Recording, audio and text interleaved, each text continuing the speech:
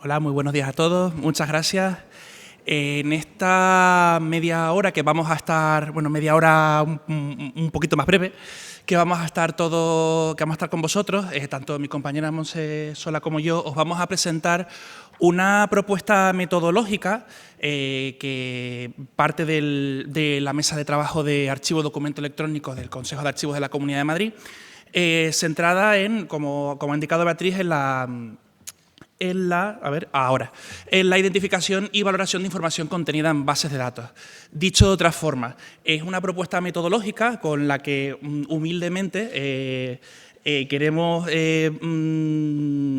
indicar o sugerir por dónde se podría empezar a abordar eso que llevamos muchos años en la bibliografía escuchando como gestión documental orientada a datos o gestión documental basada en datos, y que nos suma a un montón de retos que todavía nos siguen desafiando mucho, como esa cantidad de fondos documentales en soporte papel, que todavía queda mucho trabajo por hacer, o en los procesos de transformación digital de las organizaciones y en la consolidación de eso que llamamos o entendemos como administración electrónica. Esto porque surge, no surge porque aquí dos archiveros un día dijeron, bueno, pues vamos a ponernos manos a la obra y vamos a crear algo donde vemos que podemos aportar y que creemos que puede hacer falta. Esto parte de mucho más atrás. Ya había un murmullo desde los comienzos incluso de la valoración en la Comunidad de Madrid. Ahí, como os indicamos, en el año 2012 tuvo lugar el primer pleno del Consejo de Archivos de la Comunidad de Madrid y, por lo tanto, el inicio real de la valoración en nuestra administración. Consecuencias, se empezaron a aprobar tablas de valoración cuyas propuestas de eliminación parcial o total se amparaban en el hecho de que existía una serie de fuentes con información recapitulativa, muchas veces bases de datos o aplicaciones de gestión. ¿Solución que se planteaba para esos casos? Oiga, pues usted hágame una captura de pantalla de esa base de datos al final del ejercicio, al final del año, y bueno, y con eso digamos que vamos supliendo pues el carácter dinámico de una base de datos. Pero claro, como os podéis imaginar, un pantallazo pues da de sí lo que da. Es una captura, vemos lo que vemos. Hay cuestiones como, por ejemplo, se me ocurre ahora, la propia relación entre tablas, que no las vamos a poder percibir a través de un pantallazo, o los propios datos que contienen, que no los vamos a poder explotar, no son reutilizables. Es lo que es. Claro, vamos avanzando en el tiempo y las tablas de valoración van creciendo y empezamos a ver cómo cada vez más, y aquí tenemos un ejemplo que está cortado un poco adrede porque es que no cabía, o sea, hay muchas más tablas, como pueden suponer, que se respaldan en bases de datos, en aplicaciones, en ficheros, para justificar pues, lo que se dictamina en las tablas de valoración. Esto va creciendo y llega un punto en el que se decide que como este sistema de pantallazos no es la solución adecuada, se constituye un grupo de trabajo en el seno de esa mesa de trabajo de archivo y documento electrónico, dentro de a su vez del Consejo de Archivos de la Comunidad de Madrid, para abordar este tema. De hecho, nosotros dos, tanto Monse como yo, somos simplemente dos representantes de un grupo mucho mayor en el que hemos estado bastante tiempo, bastantes tardes, trabajando para intentar sacar esta propuesta metodológica adelante. Y para más INRI, en esas mismas fechas, llega a nuestras vidas el famoso Real Decreto 203, que viene un poco a enfatizar o a darnos la razón en la necesidad que había de tratar de abordar este tipo de cuestiones. ¿Por qué? Porque en uno de sus puntos, en el que toca el tema el que desarrolla ese concepto del archivo electrónico único, vemos que ya no únicamente estamos hablando de documentos o expedientes electrónicos, sino que además nos mencionan otras agrupaciones documentales o de información, una vez finalizados los procedimientos administrativos o actuaciones que correspondan.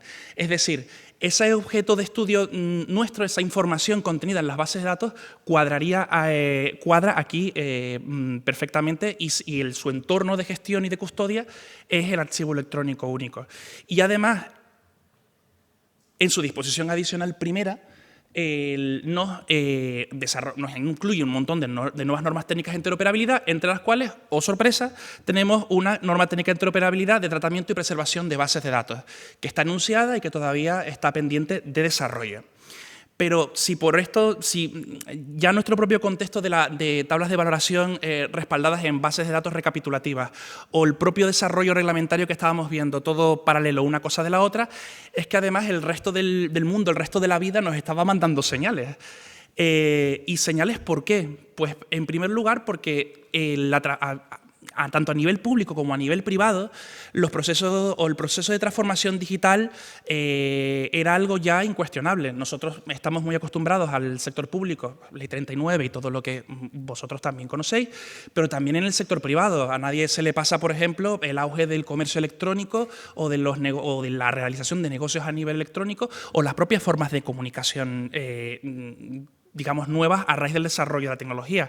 Muy ligado con esto, las bases de datos empiezan a colonizar, bueno, no empiezan, ya estaban muy presentes, pero cada vez más vemos como las bases de datos y los workflows, estos flujos de trabajos automatizados, empiezan a colonizar y a hacerse ya la tónica habitual en las organizaciones, tanto públicas como privadas.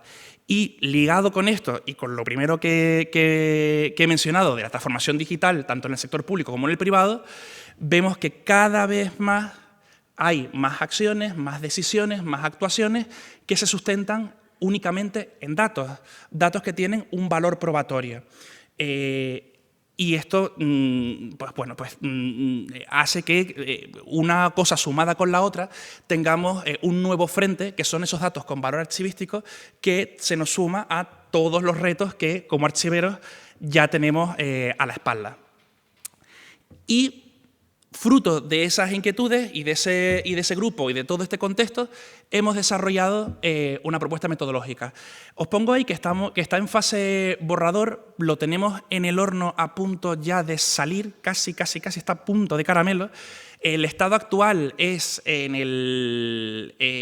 elevado a la mesa de trabajo de archivo de documento electrónico, donde los miembros están actualmente haciendo comentarios, y el objetivo es poder elevarlo al próximo pleno del Consejo de Archivos por abril, para que, esperemos, nos lo aprueben. Una vez se apruebe, estará disponible para todo el público a través del portal de archivos de la Comunidad de Madrid, donde también hay otros documentos de trabajo que también están pensados para apoyar a la comunidad archivera, como por ejemplo los protocolos de digitalización. A la izquierda, y con esto ya termino y le cedo la palabra a Montse, tenemos el estado actual del índice de los contenidos que se tocan en esta metodología.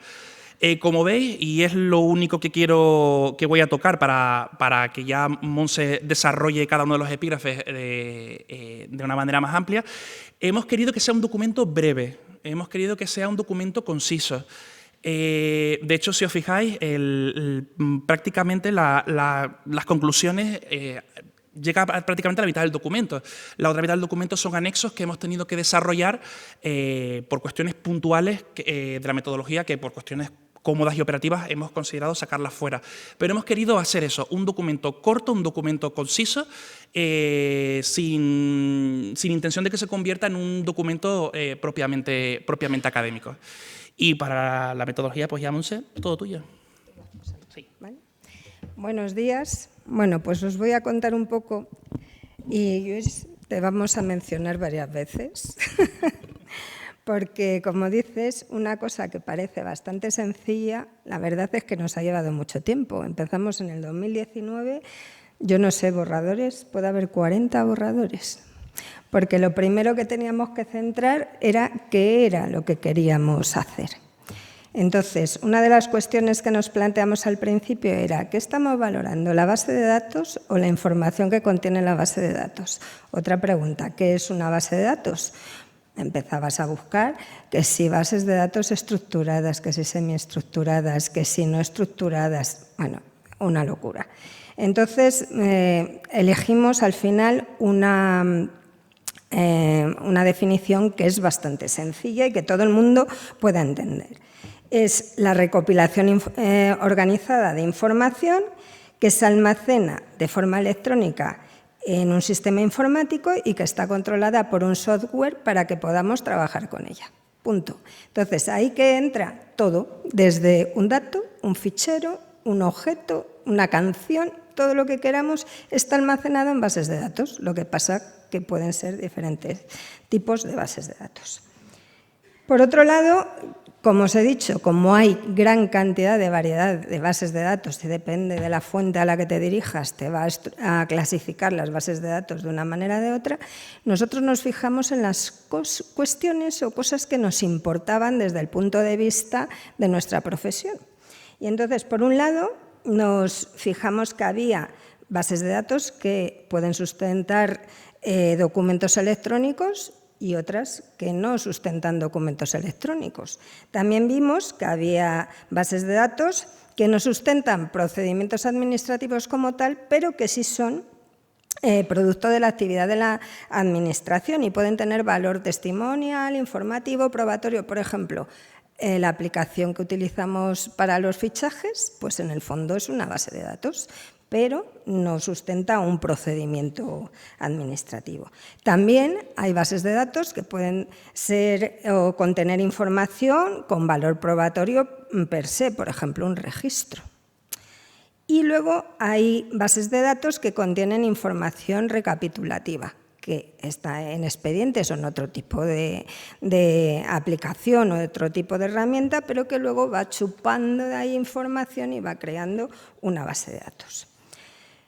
Bien, una vez que teníamos centrado qué era o sobre qué íbamos a trabajar, también vimos que no es un trabajo que podamos hacer nosotros solos. Aparte que tampoco es operativo, porque nosotros tenemos unos conocimientos hasta cierto punto, pero también son limitados y necesitamos el concurso de otros profesionales. Aquí, aunque hemos puesto que el liderazgo y la coordinación la llevaría el archivero, en realidad aquí nos estamos refiriendo tanto a lo que decía Julio como a lo que decía Lluís. No pedir permiso, porque si estamos esperando a que los TICs o que otros profesionales vengan hacia nosotros, no íbamos a hacer nada. Entonces, ¿qué necesitamos? ¿Con quién necesitamos trabajar también? Por un lado, por los tecnólogos, por otro lado, con los profesionales que gestionan los procedimientos, por otro lado, los profesionales de protección de datos, que ya sabéis que nos están dando continuamente la turra, que hay que eliminar, porque eso no se puede ver, que no es lo mismo eliminar que no se puede ver. Es una cosa que es la pelea que tenemos continuamente. Y también con los profesionales de transparencia, porque mucha de esa información, por ley, la vamos a tener que subir a nuestros propios portales. Después, cuando ya teníamos consensuado más o menos esto, también vimos que no todas las bases de datos están en la misma situación. Entonces, normalmente a los archiveros nos preguntan cuando la base de datos ya ha dejado de funcionar. ¿Qué hacemos con esto? Entonces, lo ideal sería que empezáramos a intervenir desde el principio, desde el propio diseño. ¿Por qué es importante el diseño? ¿Y por qué tenemos que estar todos ahí? Por ejemplo, el otro día nos surgió en una mesa de trabajo unos ficheros temporales de certificados de cursos o certificados de personal. En este caso, la aplicación lo que hacía es que tiene un formulario y solo te sirve cuando te lo descargas, porque lo que hace esa herramienta es capturar la información para generarte en ese momento el documento. Sin embargo, hay otras bases de datos que lo que tienen, tú has hecho un curso o has hecho cualquier cosa y el certificado en forma de PDF ya está capturado en la propia base de datos y lo que tienes es el documento. No puedes tratar lo mismo si tienes el documento o si lo que tienes es un formulario, porque en un caso tienes que conservar el documento y en otro caso tienes que conservar el dato. Entonces, todas estas cuestiones las tenemos que tener en cuenta. Entonces, ¿cuándo normalmente tenemos que actuar? Bueno, otra cosa importante es que cuando las bases de datos están vivas, pues normalmente ya los tecnólogos están por ahí haciendo auditorías, mejorando, bueno, Pues es menos problemático, pero el problema principal es cuando las bases de datos están en uso o cuando nos encontramos momentos cruciales, como puede ser que ya vamos a migrar a un sistema, etcétera. Ahí, desde luego, es cuando tenemos que actuar. Para prepararnos para actuar tenemos que contar con una serie de elementos. Por un lado, el catálogo o inventario de procedimientos. Ahí nos va a decir realmente qué es lo que vamos a necesitar, qué procedimientos lleva a cabo nuestra institución. Por otro lado, un cuadro de clasificación, que lo ideal es que sea funcional porque es muchísimo más estable a lo largo del tiempo, que codifica por categorías pues, todas estas funciones. Un catálogo de aplicaciones informáticas o instrumentos similar. Es un poco lo que os ha enseñado antes Daniel, que es bueno, pues cada procedimiento dónde está sustentado o qué herramientas utilizamos para tramitarlo. Un registro de actividades de tratamientos de datos de carácter personal, un diccionario de datos que nos va a describir los campos de esa base de datos y las técnicas de obtención de la información, por ejemplo, sensores, entrevistas, etc. Una vez que nos hemos preparado, tenemos que abordar el estudio de la base de datos. Entonces, hemos establecido 3 etapas. La primera etapa sería recopilar información clave sobre la propia base de datos. ¿Y qué es lo que buscamos aquí? Pues cosas tan sencillas. Primero, ¿cómo se llama? Después, ¿quién o para qué ha creado esa base de datos? ¿Cuál es su función? Gestión, investigación, sustenta procedimientos, no sustenta procedimientos. Hacemos una serie de preguntas que os pueden ayudar para fijar qué es esa base de datos. En la segunda etapa, también a través de un cuestionario, analizamos la información que está contenida en la base de datos. Por ejemplo, contiene datos esenciales, es fuente primaria o secundaria de información, etc. Y en la tercera etapa hay otro cuestionario que es sobre los análisis de auditoría y la seguridad de los datos. Se han definido estrategias de conservación, se requiere autorización de acceso, cuáles son los niveles de acceso, niveles de seguridad, un poco más orientada a la tecnología y la conservación a largo plazo de la estructura de la base de datos.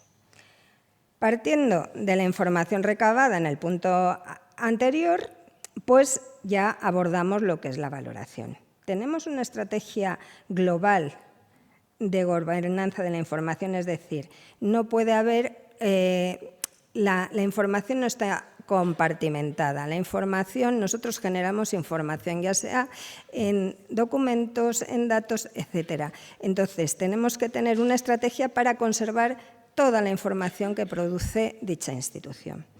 Por otro lado, se trata de información recapitulativa. La tabla deberá consignar la conservación de los datos que actúen como verdadero respaldo de la serie valorada. Análisis de la calidad del dato. Para eso, en el anexo 2, hemos desarrollado un cuestionario que se basa en un trabajo de Pilar Campos. Entonces, nos sirve para ver si el dato está bien o está mal. Por ejemplo, una de las preguntas, que la tengo aquí. ¿El dataset está libre de datos que en principio no tienen sentido? Por ejemplo, tú extraes información, lo guardas en un dataset y de pronto ves que el campo fecha te aparecen todo 9. Pues ya ves que ahí hay un problema. Pues son preguntas muy sencillas para que nos fijemos en qué cosas tenemos que ver a la hora de analizar la base de datos o la extracción de los datos, ¿vale? También debería cumplirse el principio de dato único en mi sistema. Por ejemplo, mi número de DNI. Pues el sistema debería tenerlo una sola vez. De esa manera evitamos que haya errores y que haya duplicidades.